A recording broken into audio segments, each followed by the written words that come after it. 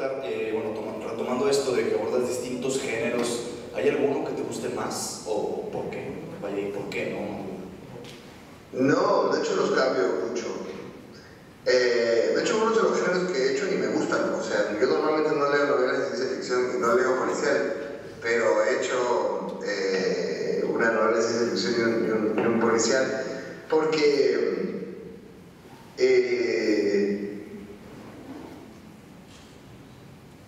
servían para las cosas de las que yo quería hablar, porque eran útiles en cada caso para los escenarios en los que yo estaba pensando y los temas en los que yo estaba pensando. Voy cambiando de lecturas y de influencias y siempre trato de aprender cosas nuevas de cada autor que leo y de cada película que veo. Y soy muy infiel, entonces no hay nada un género que me guste especialmente. Ni siquiera hay es muy difícil para mí decir cuáles son mis autores favoritos. Son muchos y van cambiando con el tiempo. Y lo que hago es, en cada caso, tratar de buscar qué me sirven, qué lecturas, no solo qué lecturas, sino qué géneros, qué autores, qué experiencias, qué paisajes, qué diálogos que escucho en el autobús, qué cosas que ha dicho mi hijo, qué materiales puedo usar para una novela. Y esos materiales salen de todas partes, salen de todo lo que voy viviendo. Bien, también, bueno, ¿querías ser escritor o querías ser guionista antes de ser escritor o querías ser escritor antes de ser guionista o cómo fue esto? ¿No? Porque... No, nunca pensé que podría ser escritor, nunca pensé que iba a vivir de hacer libros y aún me resulta difícil de creer que en efecto lo hago. Simplemente nunca era una posibilidad, pero lo que yo sí me di cuenta era que yo iba a vivir escribiendo de un modo u otro. Estudié literatura, pero en la literatura,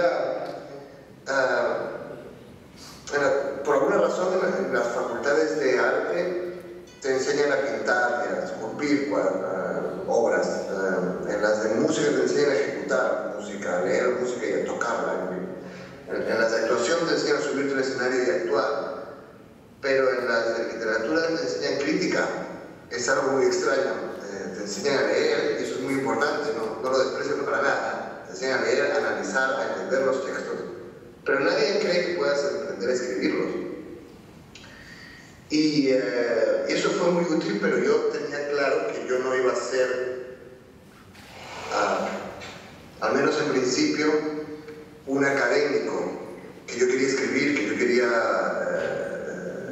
trabajar haciendo textos, no solo analizándolos. Y bueno, no era algo que uno pudiese escoger mucho, esto no es un trabajo en el que puedes escoger mucho lo que hay, yo tomaba todo lo que había. También quizás por eso después he variado mucho en géneros, porque mi propia formación fue saltando de una cosa a otra y haciendo cosas muy distintas, siempre vinculadas a escribir. Pero nunca pensé que viviría de escribir libros, pensé que eso iba a ser un hobby paralelo. Pero en algún momento, cuando tenía 25 años y el Perú era un lugar horrible y no tenía nada que me ate y quería irme, pensé, bueno, lo que yo debería hacer es estudiar guión. Estudiar guión parece una buena manera. Además, estaba muy fascinado con el cine español. En esos años estaba llegando a Lima las primeras películas de Amenábar, las de siempre de Almodóvar, pero también Fernando León, Alex de la Iglesia, Trueba. Empezaban a aparecer cosas en el cine español, siempre diferentes entre sí, no tan comerciales como el cine americano, pero no tan raras como el cine francés. Y a mí ese punto medio me gusta mucho, el punto de que algo pueda ser popular, pero también interesante. Y voy a estudiar guión. Voy a estudiar guión en este país donde se produce cine, buen cine, y a lo mejor ese sí es un trabajo que puedo hacer. A lo mejor sí consigo un trabajo como guionista. Hay una industria y todo eso. Pero luego me enteré muy tarde que era mucho más difícil ser guionista que ser novelista, en realidad, porque los directores buenos hacen sus propios guiones y porque el cine es mucho más caro y estás mucho más presionado por el dinero para hacer una cosa u otra, ¿no? En los libros tienes más libertad porque siempre hay menos dinero. Y bueno, inexplicablemente terminé de autor de libros, novelista y también autor de historias de no ficción.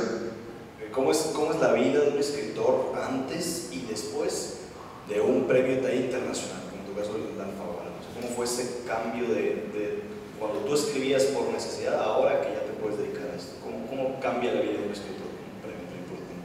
Bueno, creo que impacta diferente entre la gente. Una vez hablé con Tomás Eloy Martínez, que también había ganado el premio,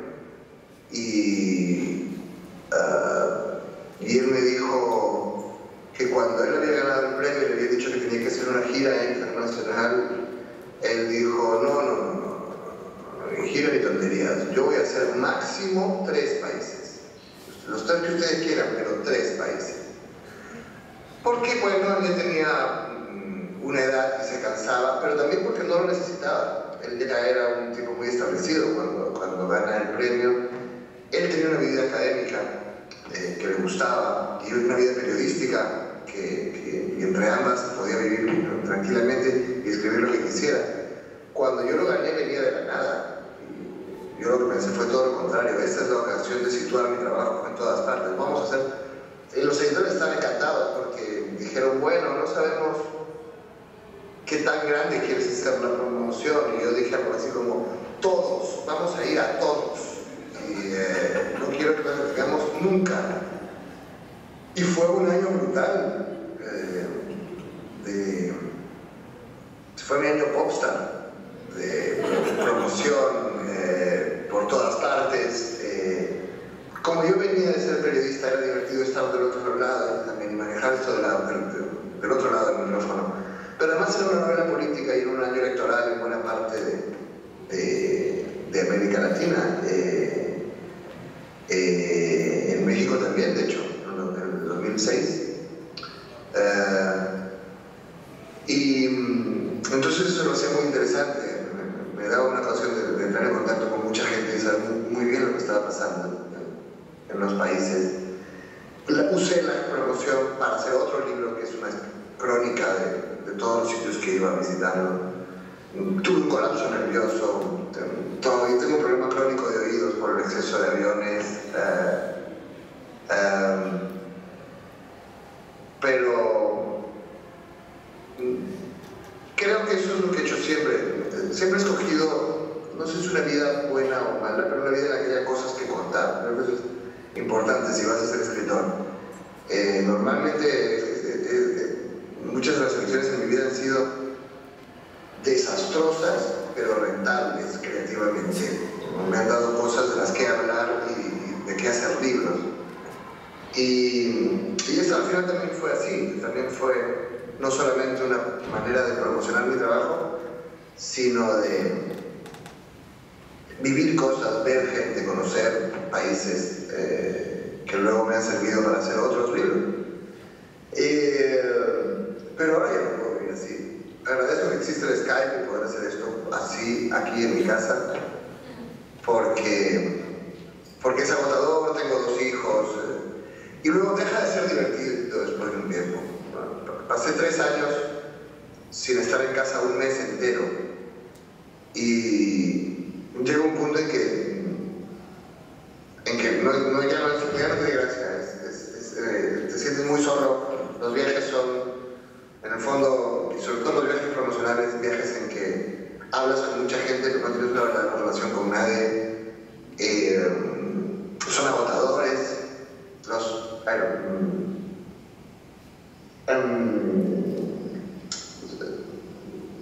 Digamos, empecé muy popstar, pero ahora cuando viajo soy un oficinista, soy un tipo con agendas muy duras.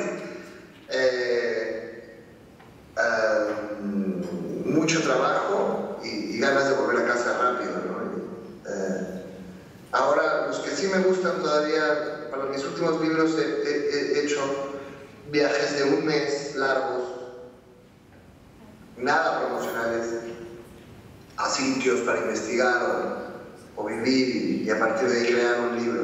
Y esos viajes todavía los disfruto mucho. Pero todo lo que tiene que ver con la promoción ya es solo como un trabajo, no es tan graciosa como era antes. Y por suerte, porque supongo que no podría sobrevivir más de... Ni siquiera a estas alturas, ni siquiera un año más así. No, pero además supongo que te hartas, ¿no? También un poco de esta rutina, y a veces también es como presentación tras presentación tras presentación, y un poco tedioso decir lo mismo y lo mismo y lo mismo, ¿no? Sí, siempre hay una temporada en que es bonito. Acabo de hacer justo estoy lanzando aquí un libro que bueno, ya saldrá en México, pero de momento está en España. Y la primera semana todavía estás excitado porque quieres hablar del libro y quieres escuchar qué es lo que te preguntan y cómo lo lee la gente. Y también es divertido planear cómo vas a hablar de este libro, qué es lo que cómo le vas a decir a la gente, deberían ustedes leer este libro, por qué deberían leer este libro, cómo vas a transmitirles todo lo que tú has disfrutado haciendo, ¿no? Que a lo mejor sería más divertido si pudiese promocionar un libro distinto cada semana. Sí. Porque después de una semana o dos en lo que haya esa excitación, empiezas a repetirte, lo que dices ya son solo eslóganes. Eres como un político que ya sabe lo que va a responder, no importa lo que le pregunten.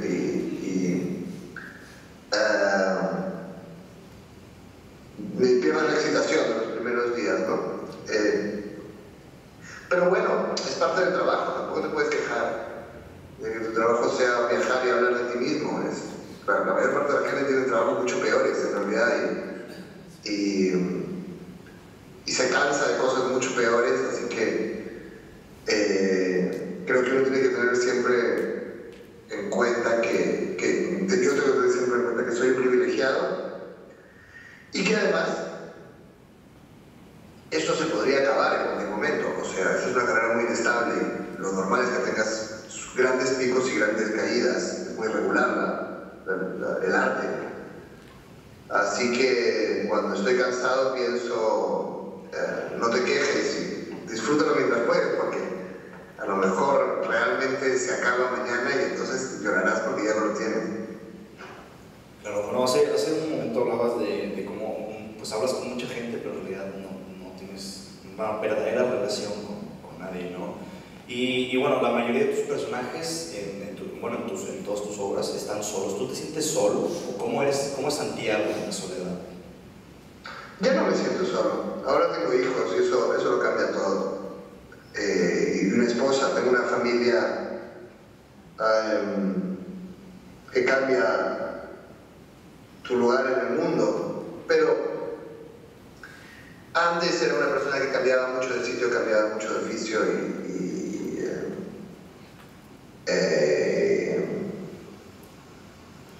y siempre he conocido mucha gente, pero eso es en tus relaciones no puedes conocer muy bien a millones de personas.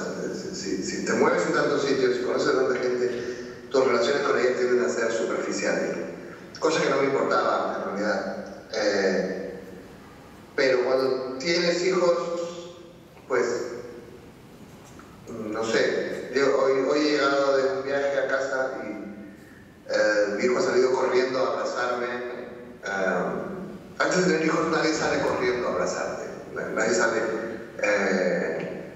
realmente, nadie está tan feliz de verte, nadie te quiere tanto y eso hace, cuando te pasa eso es imposible que te sientas solo, te sientes muy acompañado y muy feliz, pero claro, la soledad siempre ha sido un tema en mis libros.